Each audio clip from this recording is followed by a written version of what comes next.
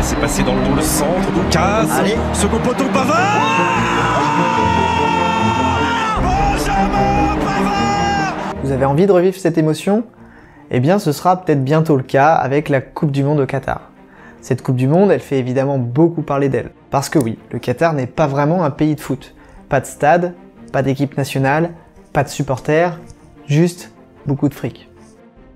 Elle fait débat aussi parce que au Qatar, il fait chaud et ce serait pas vraiment raisonnable de faire jouer les équipes sous 40 degrés. Les Qataris ont trouvé deux solutions. La première, c'est qu'ils organiseront l'événement en novembre au lieu de juillet. La seconde, c'est qu'ils vont construire des stades climatisés. Vous avez bien entendu, bon, vous le savez déjà d'ailleurs, le Qatar a construit des stades extérieurs climatisés. Et ça, évidemment, pour le climat, c'est pas une bonne chose du tout. Enfin, est-ce que c'est vraiment le cas? Est-ce que climatiser des stades ouverts, ça change vraiment quelque chose par rapport à l'événement? On va essayer de répondre à cette question, et pour ça, je vais me baser sur les différents rapports publiés par la FIFA sur l'empreinte carbone des Coupes du Monde. Est-ce que vous avez un semblant d'idée sur les émissions de CO2 générées par un tel événement? Si on compte en empreinte moyenne annuelle d'un Français, ça fait combien de Français? 10 000? 100 000? 1 million? Voici l'empreinte carbone des 3 dernières Coupes du Monde selon les rapports de la FIFA. 2,8 millions de tonnes d'équivalent CO2 pour la Coupe du Monde en Afrique du Sud. Et à peine mieux pour les Coupes du Monde au Brésil et en Russie. Sachant que l'empreinte carbone moyenne d'un Français c'est 10 tonnes par an, les 3 dernières Coupes du Monde correspondent à l'empreinte carbone annuelle d'environ 250 000 Français. Ça correspond aussi à l'empreinte annuelle de 1,5 million d'Indiens et de 1000 Bernard Arnault. 1000 Bernard Arnault? Ah, vu comme ça fait pas tant que ça. Alors ce qui est intéressant, c'est de savoir à quoi est due cette empreinte carbone. On va prendre l'exemple de la Coupe du Monde en Russie, mais en gros c'est à peu près la même chose pour toutes les Coupes du Monde. La très grosse majorité de l'empreinte carbone de tels événements, c'est le transport. Pour la Russie, 75% des émissions de CO2 provenaient des transports. Ensuite, on a environ 12% des émissions qui sont liées à l'hébergement, des supporters notamment, 5% pour la nourriture et les boissons, 4% pour les constructions temporaires et 5% pour tout le reste. Si on regarde un peu plus précisément quels types de transports sont responsables de ces émissions, on a 77% attribuables aux voyages internationaux, à l'avion donc. Et encore, comme les stades de Russie étaient assez éloignés, il y avait une part non négligeable de voyages intercités. Pour le Qatar, c'est pas du tout le cas, les émissions des transports sont essentiellement liées au trafic international. Bon, le Qatar justement, on en parle? Record explosé. Les émissions de CO2 de la Coupe du Monde au Qatar sont estimées par la FIFA à 3,6 millions de tonnes de CO2. C'est à peu près autant que les JO de Rio et de Londres. Bon alors, en comparant les différents rapports de la FIFA, je me suis rendu compte qu'ils étaient très difficiles à comparer. Les facteurs d'émission peuvent varier, de même que la méthodologie. Et malheureusement, les méthodes employées sont pas très transparentes. Donc prenez ces chiffres avec des pincettes.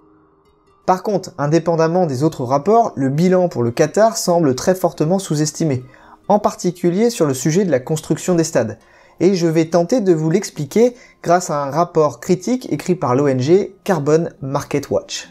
Voilà ce qui est compté dans la construction des lieux permanents. Les sièges non permanents des stades permanents, la construction du stade démontable Ras Abou Aboud et la construction des 6 stades permanents. Je vous mets les chiffres des émissions de CO2 que ça génère d'après le rapport de la FIFA, et je vais vous demander de retrouver à quoi elles correspondent. Eh bien la réponse que vous avez trouvée, je suppose que c'est ça. Mais pas du tout. Le rapport indique ça. Comment expliquer que la construction des 6 stades permanents émette si peu de CO2? On n'en sait rien en fait, c'est pas indiqué dans le rapport. Je vous le disais, la méthodologie est pas hyper transparente. On peut supposer que les émissions totales pour la construction des stades aient été divisées par le temps pendant lequel ils sont utilisés pendant la Coupe du Monde. Ça fait 70 jours si l'on compte toutes les phases de la Coupe du Monde. Dans un autre rapport, la FIFA annonce une durée de vie de 60 ans pour les stades. Si on fait un rapide calcul, les émissions totales seraient donc 315 fois supérieures à celles qui sont comptées. Ce qui nous fait 4500 fois 315, 1,4 million de tonnes de CO2. Dans un autre rapport, les émissions de CO2 pour un stade de 40 000 places étaient estimées à 275 000 tonnes de CO2. Multiplié par les 6 stades, ça nous donne 1,6 million de tonnes de CO2, ce qui est cohérent avec l'autre chiffre. Ça fait quand même une sacrée différence avec les 4500 tonnes de CO2 du rapport. Alors vous allez me dire que si les stades sont effectivement utilisés pendant 60 ans, quel est le problème? Eh bien je vous l'ai dit, le Qatar n'est pas vraiment un pays de foot. pas sûr que la seule ville de Doha ait besoin de 8 stades de sport en dehors de cet événement, même si les organisateurs promettent qu'ils seront utilisés pour d'autres événements, sportifs et non sportifs. Après, c'est aussi vrai pour les précédentes Coupes du Monde. En Russie, les stades n'ont pas été construits là où il y avait des grands clubs. Pour le Brésil, l'un des stades construits est très rarement utilisé, l'autre sert de parking pour les bus. Même chose en Afrique du Sud, où les stades sont sous-utilisés et représentent un fardeau pour les finances publiques. Il faut remonter à la Coupe du Monde en Allemagne pour trouver un pays hôte qui continue à utiliser ces stades. Il faut dire que l'Allemagne est un vrai pays de foot, même si on les bat presque à chaque fois quand ils nous défoncent pas notre gardien. Bref, c'est clair que les chiffres sont sous-estimés, mais c'est pas forcément beaucoup plus que les Coupes du Monde précédentes. Alors vous avez remarqué que j'ai pas encore parlé des stades climatisés. Plusieurs raisons à ça. La première, c'est qu'en novembre au Qatar, il fait en moyenne 25 degrés, avec des max à 29 degrés. Du coup, on est d'accord, il n'y a pas besoin de clim. Ils ont prévu de l'allumer ou pas ? Deuxième raison, même si j'ai pas trouvé le chiffre sur la clim dans le rapport, il est extrêmement probable que la climatisation, même si c'est un gouffre énergétique, même si elle est allumée en novembre, ne participera pas significativement à l'empreinte carbone globale d'un tel événement. Comparé aux milliers de vols en avion que l'événement génère, la climatisation c'est juste une goutte d'eau quelque part. Enfin oui, je sais, c'est de l'air, mais vous avez compris. Le problème, il est symbolique. C'est quoi le message qu'on envoie ? Il fait trop chaud pour jouer au foot ? On s'en bat les couilles, on va mettre la clim. Il n'y a pas de neige pour faire du ski, on s'en bat les couilles, on va en fabriquer. C'est trop loin la Côte d'Azur, je m'en bats les couilles, je vais prendre mon jet. Par contre, s'il vous plaît, arrêtez la clim, ça pollue.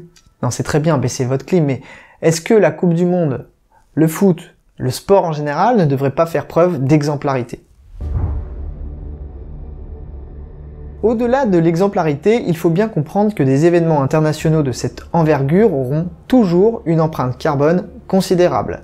Avec ou sans clim, avec ou sans neige artificielle. Alors, faut-il remettre en question l'existence même de ce type d'événement ?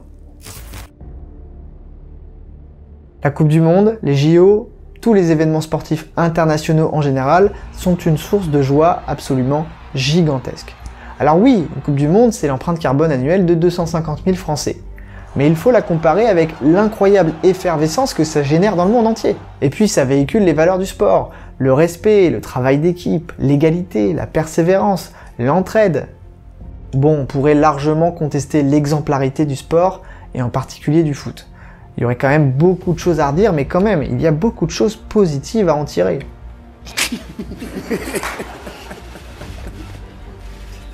Moi, je suis plutôt d'avis qu'il faut travailler au maximum pour réduire les conséquences écologiques de ces événements, mais pas de les enlever. Il y aurait plein de choses à faire, réduire le nombre de spectateurs, le nombre d'équipes, ou le nombre de sports pour les JO, choisir des pays plus optimaux en termes géographiques, affréter des bateaux peut-être, hein, je sais pas moi, c'est juste des idées qui me passent par la tête. Mais ces événements doivent être organisés de façon responsable, et ce n'est pas du tout ce qui a été fait avec cette Coupe du Monde 2022.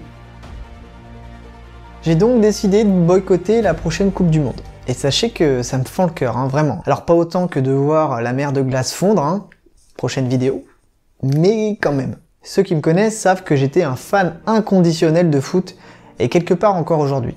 J'habitais en Loire-Atlantique, donc tout le monde supportait le FC Nantes. Moi, j'ai commencé à m'intéresser au foot en 1997. Cette année-là, c'est l'AS Monaco qui a été championne de France, et du coup j'ai commencé à supporter cette équipe. Non, j'ai pas honte. En plus, c'était la Dream Team à l'époque, hein. Thierry Henry, Fabien Barthez, Sonny Anderson, David Trezeguet, Victor Ikpeba, et j'en passe. Et puis il y a eu cette année 2004 absolument incroyable, hein. J'étais fou devant la télé. Quand Monaco affrontait le Real Madrid en quart de finale de la Ligue des Champions, c'était un truc de fou. On avait perdu 4-2 à l'aller, et on était mené 1-0 au match retour. C'était impossible de revenir au score contre le grand Real de Zinedine Zidane, Ronaldo, Raoul, Roberto Carlos, Figo, Beckham. Ouais, ils étaient tous dans la même équipe, hein. Et ben pourtant, on leur a mis les 3 buts qu'il manquait. C'était dingue. J'étais fou devant la télé. Morientes, et voilà! Bon timing! Morientes pleine lucarne et Monaco qui prend l'avantage! Ils ont acheté le match quoi. Casse pas mon mythe, hein. Et qui peut acheter le Real Madrid de toute façon. Bon, j'avoue que je m'intéresse plus du tout au club. Il y a beaucoup de choses qui me posent problème avec le foot, mais je reste quand même archi attaché à l'équipe de France. Faut dire que j'ai été bercé par la victoire de l'équipe de France en 1998, avec cette finale incroyable, presque autant que le retournement de situation en finale de l'Euro 2000.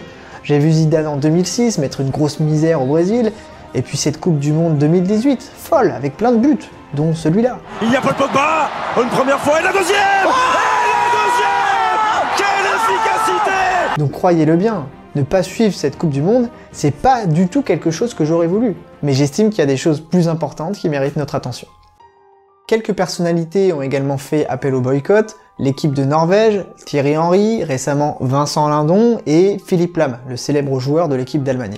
Et puis si les raisons que j'évoquais ne vous suffisent pas, il y en a d'autres. Outre les affaires de corruption dans l'attribution de la Coupe du Monde au Qatar, le pays n'est pas une référence lorsqu'il s'agit de climat. Enfin si, c'est une référence puisqu'il est le pays qui possède la plus grande empreinte carbone par habitant. Le Qatar n'est pas non plus un modèle lorsqu'il s'agit des droits de l'homme et surtout des droits de la femme. En parlant des droits de l'homme, le journal The Guardian a révélé la mort d'au moins 6500 migrants venus construire les stades. Migrants qui travaillent dans des conditions déplorables et sont entassés dans des logements insalubres.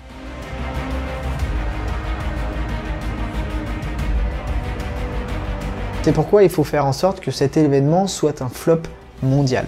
Râler, ça suffira pas, la FIFA continuera ce genre d'événement, et même pire, puisque pour les prochaines Coupes du Monde, un plus grand nombre de nations seront qualifiées. Ce qui est naze sportivement, mais surtout, ça va nécessairement augmenter l'empreinte écologique de ce type d'événement. Bon, cette vidéo est un petit peu plus engagée que d'habitude, un peu moins scientifique. Alors, vous, qu'est-ce que vous en pensez? Vous allez boycotter ou pas? Ouais, chacun fait ce qu'il veut, hein. Mais ça m'intéresse, hein, n'hésitez pas à le mettre dans les commentaires. Sur ce... Je fais comment déjà? Sur ce... Ciao! Tu m'as pas fait beaucoup parler aujourd'hui, hein. C'est dommage parce que entre le temps que tu mets à écrire tes scripts, tourner et monter tes vidéos, il s'en passe des trucs, hein. Et Blast t'a coiffé au poteau. La bonne nouvelle, c'est que j'ai un scoop. Les prochains Jeux asiatiques d'hiver auront lieu en Arabie Saoudite. Vous êtes vraiment cons, vous les humains, hein. C'est quoi que tu disais? Les valeurs du sport, le travail d'équipe, la tolérance, le respect, l'entraide? Mais arrête, c'est pas ma faute à moi.